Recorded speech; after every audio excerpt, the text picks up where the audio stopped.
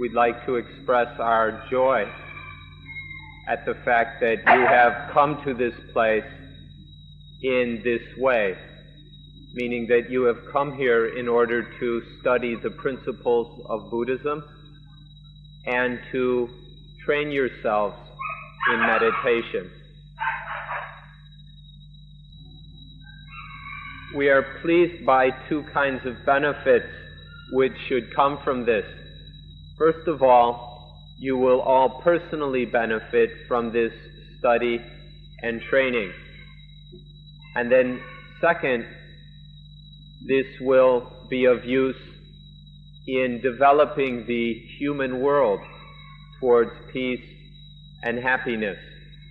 So we all ought to be pleased by these two kinds of benefits which ought to develop out of this training.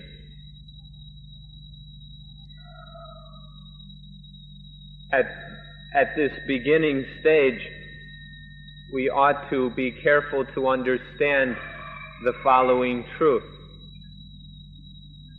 that life has been given to us by nature, and that this life can be developed by itself in a satisfying way. If we understand this truth, then it will not be very difficult to make the most of our lives, to develop them correctly, and to be satisfied from doing so correctly. Most people, however, are not aware of this truth. The majority of people are not interested, and so they don't know what life is, and they don't know themselves. Instead of taking interest in developing themselves, they just let things happen according to circumstances and situations and what they call luck or fate or fortune. The kind of benefits which we can reasonably hope for are of two kinds. First, it's reasonable to wish for a life that is peaceful and happy. And second, for a kind of life that can be used for the highest benefit. These are the two kind of benefits that it is reasonable to hope for. You should understand that both of these benefits can happen together. There's no contradiction between the two. But unfortunately, a large number of people think that they're two completely separate matters. There are people who think that it's impossible to work and be happy at the same time. This is a very sad misunderstanding.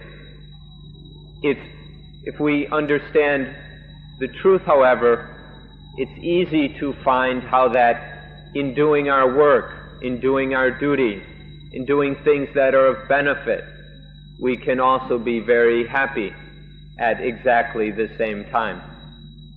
And so these two benefits from life can work together and help in support each other. This matter we're talking about doesn't really have to be associated with religion or with any specific religion.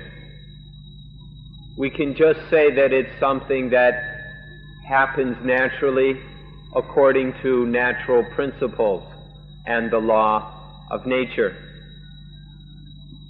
If, however, any religion is going to be involved in this matter, that's okay, if that religion is able to aid us in being successful in realizing these natural benefits of life.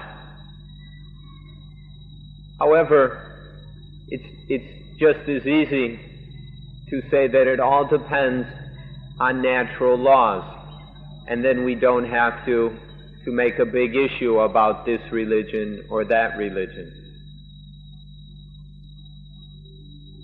There are two words that we ought to consider. In the Thai language, they're very, very close. Just one letter is different. The first one is method, or witi, and the second one is ceremony, or piti. Witi and piti, method and ceremony, are very different, but people tend to mix them up and confuse them. So we should be careful about this, because method is scientific and ceremony is superstitious. The way it usually is nowadays is that what we're doing is pretty much just ceremonies. We're turning a lot of things into ceremonies because we tend to attach, we tend to cling to one religion or another. We make too much of a big thing. We take our religions too personally. But if we try to base our action on natural law, on natural principles, then it need not be a ceremony, and it can become scientific principles. When we're not clinging to this or to that, we can live according to scientific methods. If we look around, especially at the modern religions, at current state of religious affairs, we'll see that mostly what's happening is ceremonial. And it's very hard to find any real methods or natural scientific methods being studied and practiced. So please be careful to see the difference and be able to separate the ceremony from the method. And then let's spend our time here looking into scientific methods based on the law of nature. First, we'll study these so that we have a thorough understanding. And then, of course, we must practice that understanding. We must put our understanding into our actions in our daily lives. In Thai Buddhism, there's a whole lot more ceremony than there is method. What most of us are doing is just putting on ceremonies and carrying out rituals. It's very difficult to find any genuine use of methods. But the intention of Buddhism has never had anything to do with ceremonies. The goal of Buddhism has always been to practice methods that actually work. So let's be careful to stick to this original intention. There's no need for the ceremonies. Let's instead really practice the methods that are available to us. It's either strange or sad or pitiful that we intend to practice scientific methods but keep ending up doing ceremonies. We start off with an intention to use methods but end up in our rituals. Actually, though, in all religions, not just Buddhism, it's possible to do things in a methodological way or in a ceremonial way. And so in most religions it's pretty much just a bunch of ceremonies. Even in some religions it's nothing but ceremonies, although there's always the possibility to do things in a methodical way. So let's try to learn how to do things according to natural laws and use scientific methods. There's a very simple way to distinguish between whether we're doing ceremonies or methods. If we're doing something as a method, a scientific method, then we only hope to depend on ourselves. We look to ourselves as the one responsible, as the one who is to help us. We help ourselves. However, if we're turning it into ceremonies and rituals, then there's always a wish to depend on someone else or on external things. So it's very simple. Who are we depending on, ourselves or on something else? And in this way we can distinguish ceremonies from methods, or separate methods from the ceremonies. A difficulty in this matter is that we instinctually tend to depend on others, on external things. This is a basic instinct we have, to be dependent. And so it's much easier for us to accept ceremonial ways of doing things. We have an affinity for this already.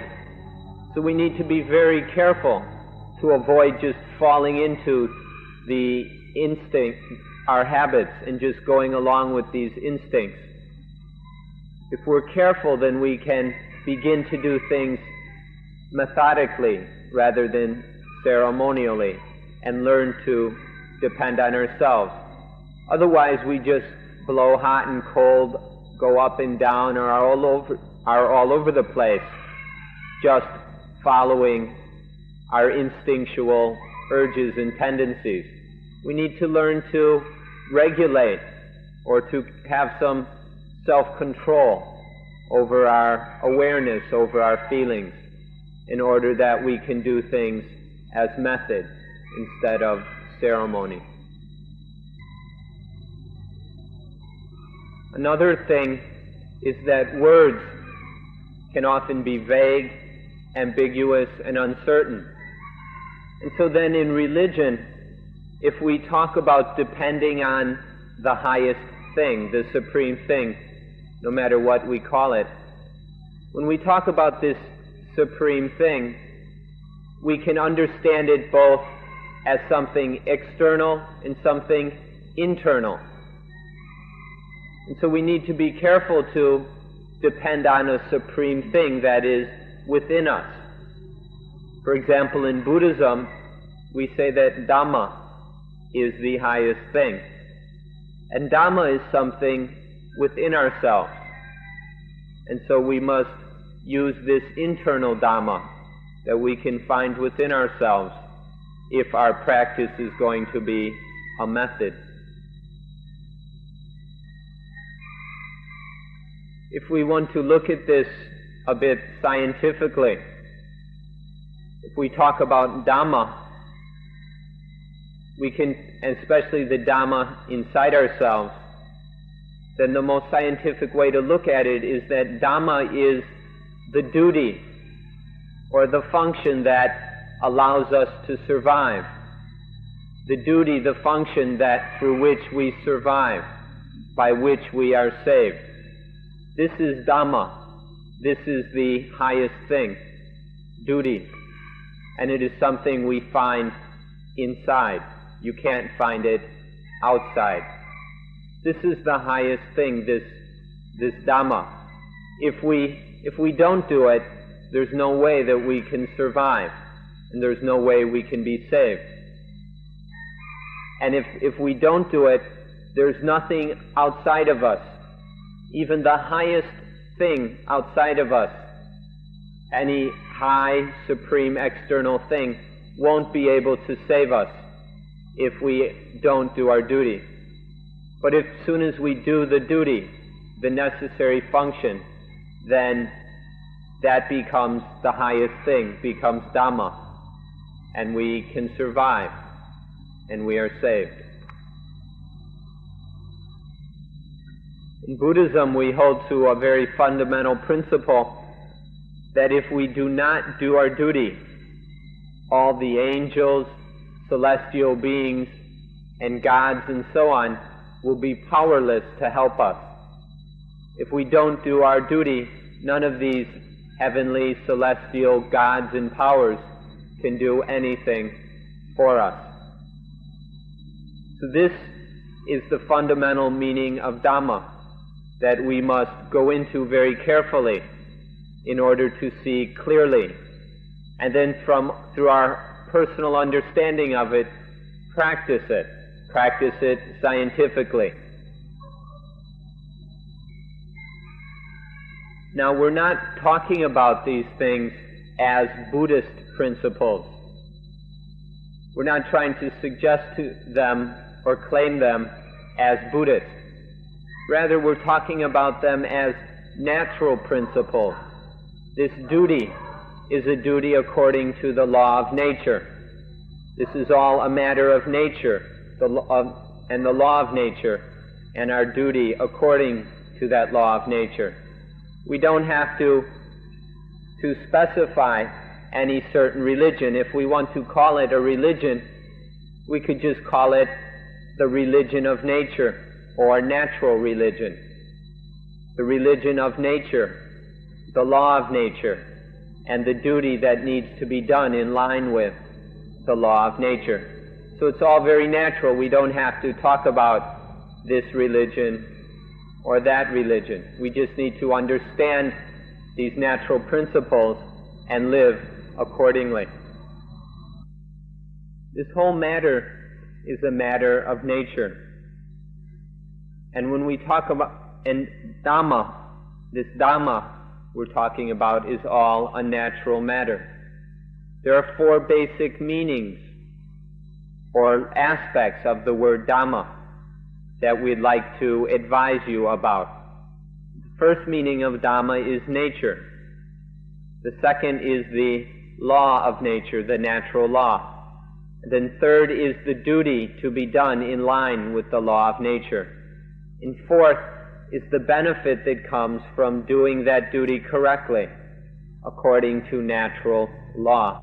These are the four meanings of Dhamma, four natural meanings of Dhamma that we would like to go into in more detail.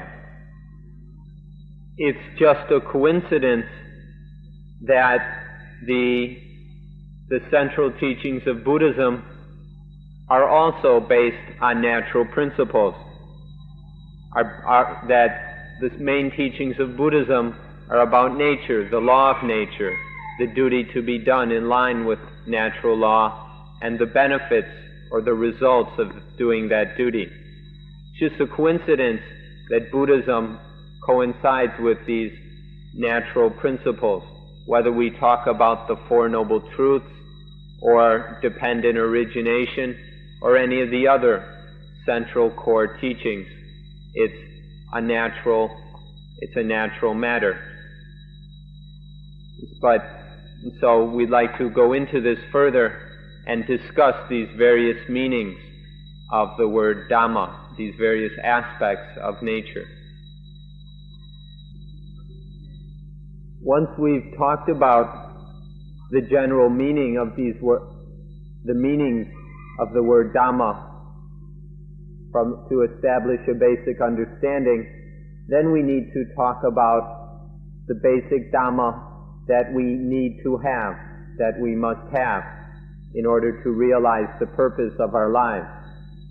And so when we talk in this aspect of Dhamma, we need to talk about three Dhammas which we must have. They are Sati, mindfulness, Panya, wisdom, intuitive wisdom and understanding, and Samadhi, a collected, concentrated, stable mind. These are three Dhammas we need to have. We need to have them not in a ceremonial way, but we need to have them in a methodical way.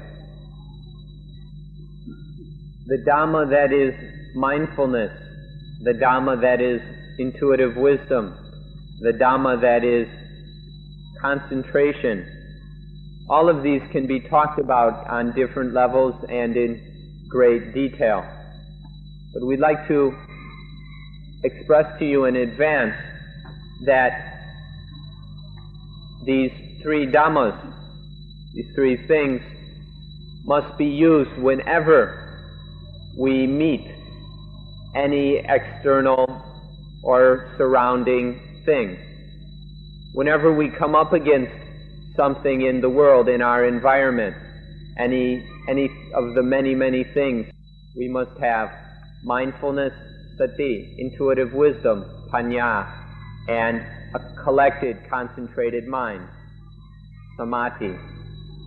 Whatever we do, whether we're meeting up with various things in the world, or whether we're enjoying or experiencing the results of the work we do in life, or even while studying and investigating this life in which that we are leading, all of these three activities, meeting up with, confronting the things that surround us in the world, experiencing, tasting, consuming the fruits, the benefits that come from our work and our labor, and then our studies and investigations of life. All of these must be done with mindfulness, wisdom, and concentration. If we lack these three dhammas, if these three things are missing, then whenever we meet up with anything from the world around us, then there will be problems, there will be confusion, there will be difficulties, there will be pain, and there will be suffering. If we lack mindfulness, wisdom, and a collected mind, then whatever we meet up with will lead to problems. And those problems, those difficulties, will cause us a great deal of harm. We won't know how to respond to them, and will behave incorrectly if we lack these three dhammas. In our studies, in our work, in our searching for money, in our getting money, in our having money, in our consumption of things that we receive or that we have around, or in keeping various things that we get. All of these and everything else in our life can only be done successfully if we have these three dhammas of mindfulness, wisdom, and a collected mind. If we lack these three, then whatever it is will turn into a problem, will bring us pain and misery. Today we'll examine these three things carefully and go into as much detail as time will allow us. The first is called sati, or intai sati, which is translated usually mindfulness or awareness. This is something we all have naturally, but often there's not enough of it, or it's too slow. In life, the mind is constantly experiencing various stimuli coming in through all the various senses. And usually mindfulness is too slow to be there at the time the mind makes contact, the time the mind experiences something. Sati is for the mind to recollect, to reflect, to be right there at the point of experience, to be aware, to be fully aware there at the moment of experience. The mind to come back to that, to be right there. But so often our mindfulness is not well enough developed. It's too slow, it's too clumsy, it's too weak. And so we need to develop it, we need to train it. Our natural level of mindfulness is okay for getting through life, but it's not enough for ourselves to really live life as we should. And so we must train it, we must develop it in a proper way. Sati always operates with panya, intuitive wisdom. It's pointless to talk about one without the other. They always work together. Sati, mindfulness, is like the transport mechanism or the vehicle for wisdom. Whenever anything confronts the mind, Sati, mindfulness, recollects wisdom. Sati is recollection. Sati recollects wisdom. It goes and gets wisdom and brings it right here, right at the moment of experiencing whatever it is. Sati brings wisdom, brings correct knowledge right there to deal with the specific thing occurring right at this moment. If Sati is too slow, then wisdom doesn't come. So we must have Sati and wisdom. Without Sati, there's no wisdom to solve the problem. Sati, mindfulness alone, cannot solve the problem, cannot deal with the situation properly. It must bring wisdom, correct knowledge and understanding, right there on time to deal with the situation. This is how these two work together, Sati and Panya.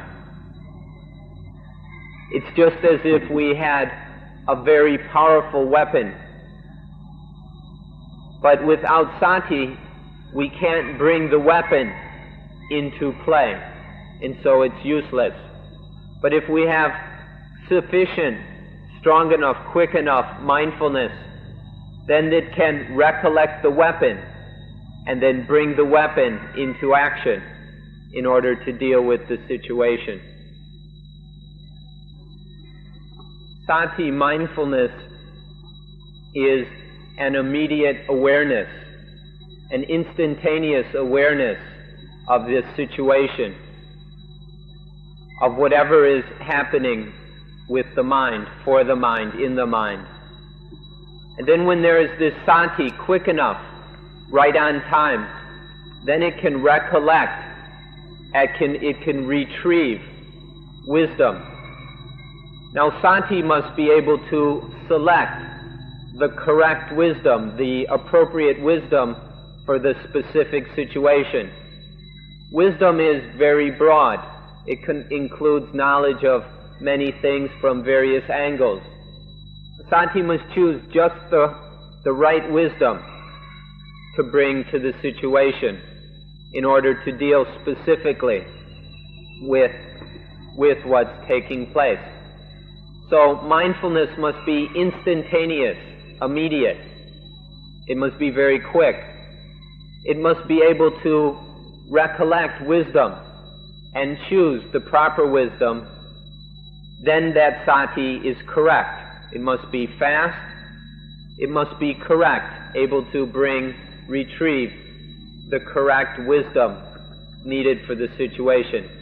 Then mindfulness and wisdom can work properly in order to deal successfully with whatever is happening. Mindfulness can also protect against and prevent problems. We've just talked about how mindfulness retrieves wisdom in order to solve or correct problems. But mindfulness can also prevent them. And of course it's better to prevent any difficulties than to have to solve them once they've occurred. If we know how to use mindfulness properly, if we've trained it enough, then it is able to come in and prevent the arising of any misunderstanding, any foolish responses, any blind reactions. It won't allow anything evil or harmful or dangerous to arise if we know how to use it correctly. By practicing anapanasati, bhavana, the mental development through using mindfulness with breathing in and out, this will train mindfulness so that it is very fast and correct, so that we can use it to prevent all problems. Or if we slip then we'll be able to use mindfulness to help solve any problems that might have occurred. Now we come to the second of these dhammas, panya, wisdom or intuitive wisdom, correct understanding. There are many, many things that we could know, that it is possible to know. But panya, wisdom, is specifically the things we need to know. All the things that we could know are far too much for us to fully understand. But what we need to know is limited enough that all of us are capable of understanding it thoroughly. In short, the thing we need to know is how suffering arises, how mental anguish arises, and how suffering ceases. If we to understand these two aspects of nature is wisdom. We can compare it to a fist, a handful of leaves. You don't have to pick up all the leaves in the forest. That would be impossible. But if you can pick up just this one handful of leaves, then it will be enough to solve all your problems. And then even better, to prevent any new problems.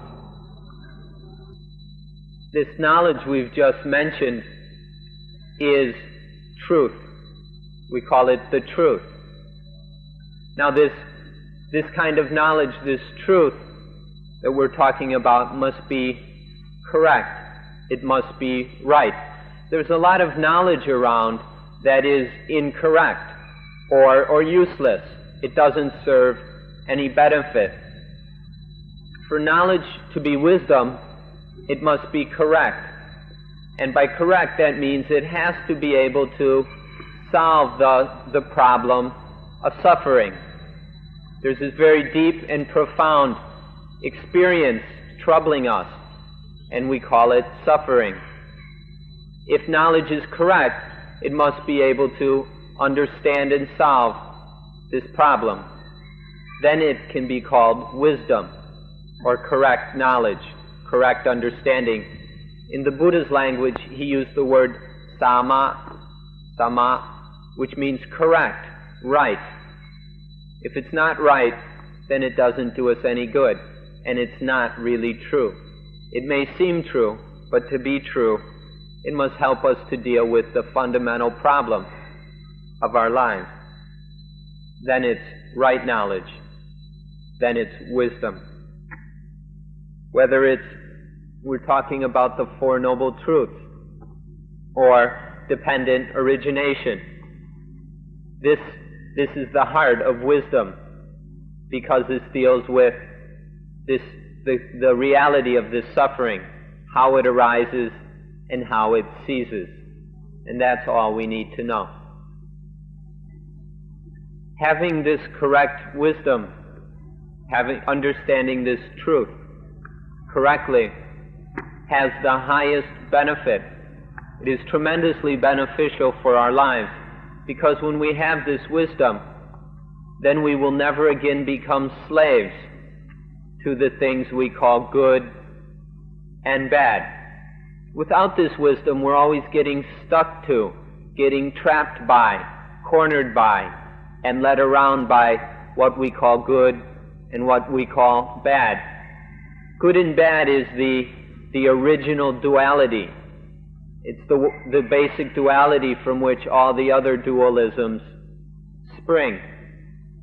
If we have this wisdom we're talking about, then none of these good and evil and none of the other dualisms, any pairs of opposites, will have any power over our minds. And then we will be free. The mind will be liberated.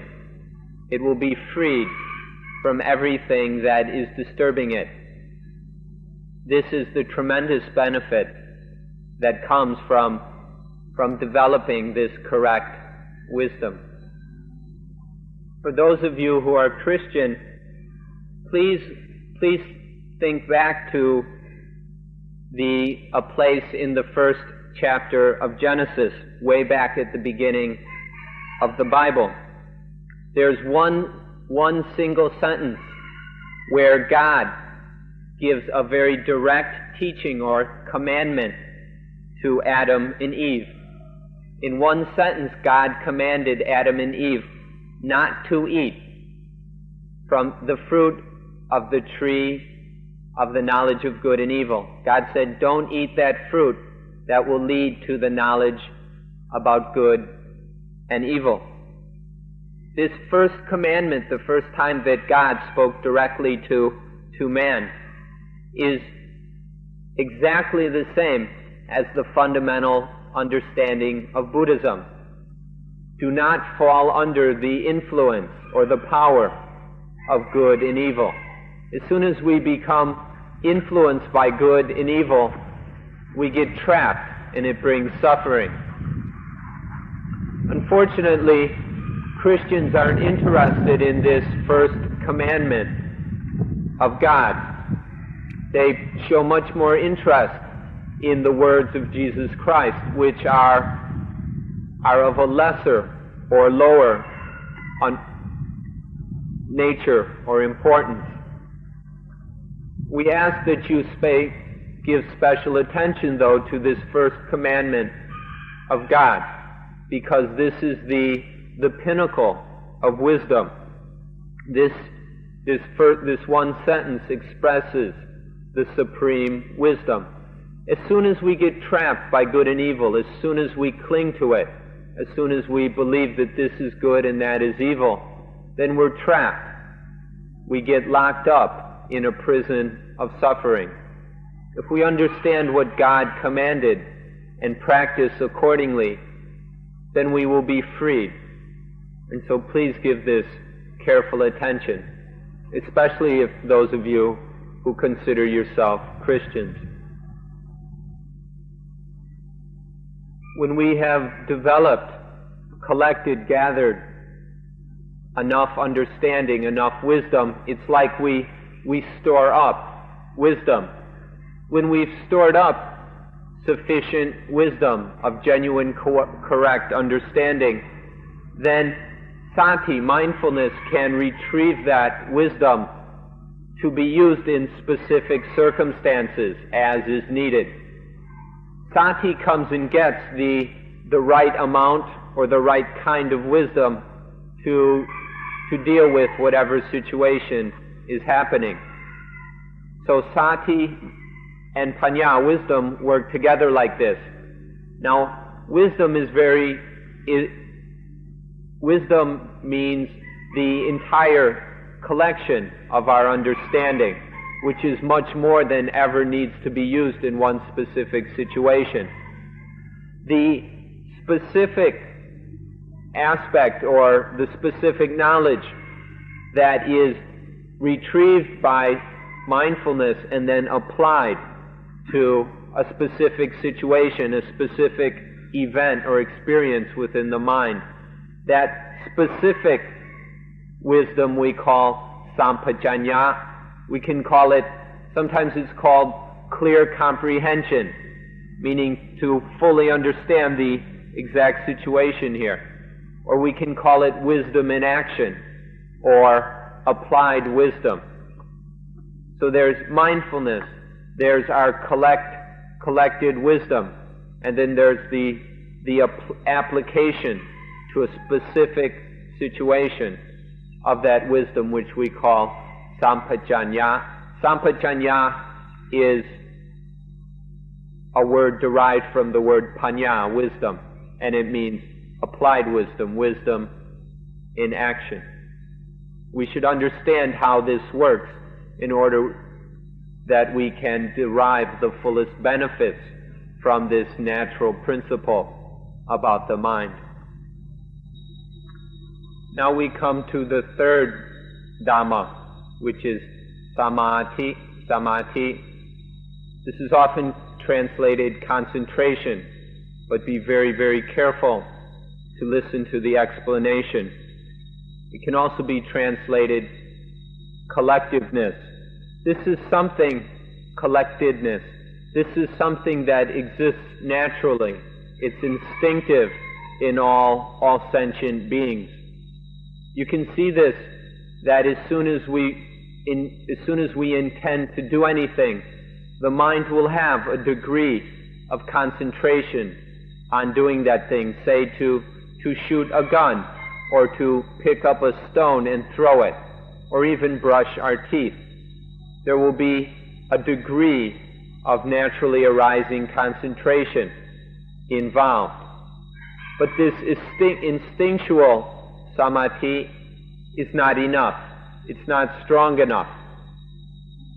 So we need to train and develop it further. Samadhi is a gathering, a collecting together of the mind's power, of the mind's energy. As it's collected, then it can be focused into doing any activity. The more the mind is gathered together, is collected together, the more prepared it is, the more ready it is to do any kind of work. So the concentration we're talking about here is not a dull, sleepy state, but it's a very active, very ready mind. It's also very solid and stable and very powerful because of all that mental energy gathered together. When there is samadhi, then this great power can be used to support wisdom. When there's adequate samadhi, then wisdom can operate very efficiently and very quickly, very effectively deal with any situation. So we have samadhi in order that wisdom can do its work.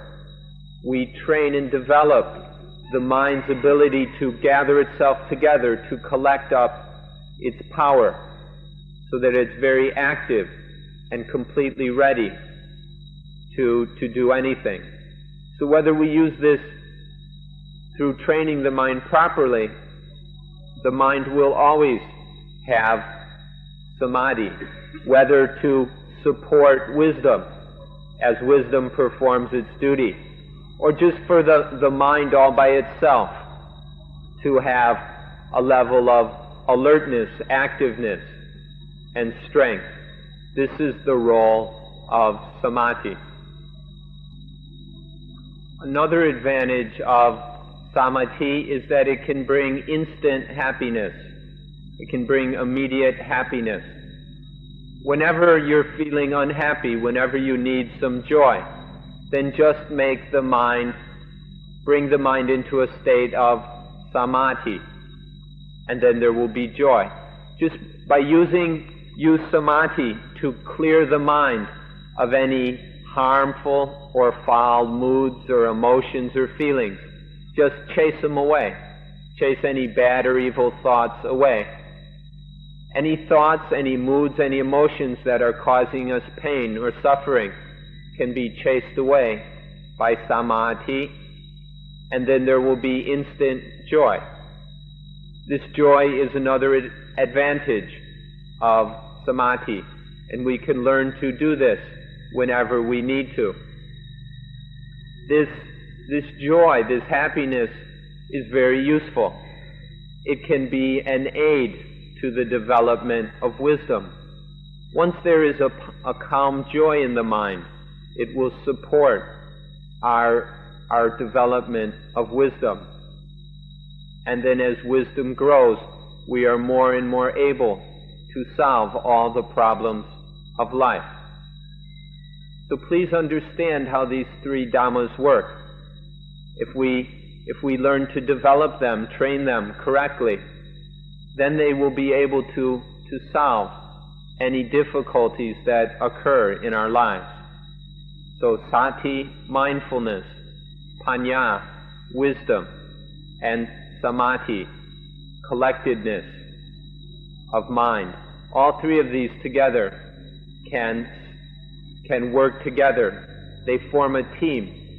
And if we allow them to work together as a team to the best of their ability, then our life will be free of all problems. So these three things are sati, panya, and samadhi: mindfulness, intuitive wisdom, and concentration. If you can develop all three of these until they are full, complete, and perfect, then your life will experience no pain and no problems. You can develop all three of these fully through practicing mindfulness with breathing in and breathing out. If you practice anapanasati, mindfulness with breathing, successfully and completely, then mindfulness, wisdom, and samadhi will be full, complete, and perfect. Through practicing mindfulness and breathing, let us insist or declare or assure you that through correctly and successfully and fully practicing mindfulness with breathing, you will then have all three of these dhammas to aid you in life, and they will be able to solve all problems. So we hope that you can come to understand how this works and then apply yourselves to it diligently. And we hope very much that you will be completely successful in this endeavor, that you will have all the mindfulness, wisdom, and concentration that you need to live a completely peaceful and useful life. We wish you the greatest success and request now that today's talk be finished.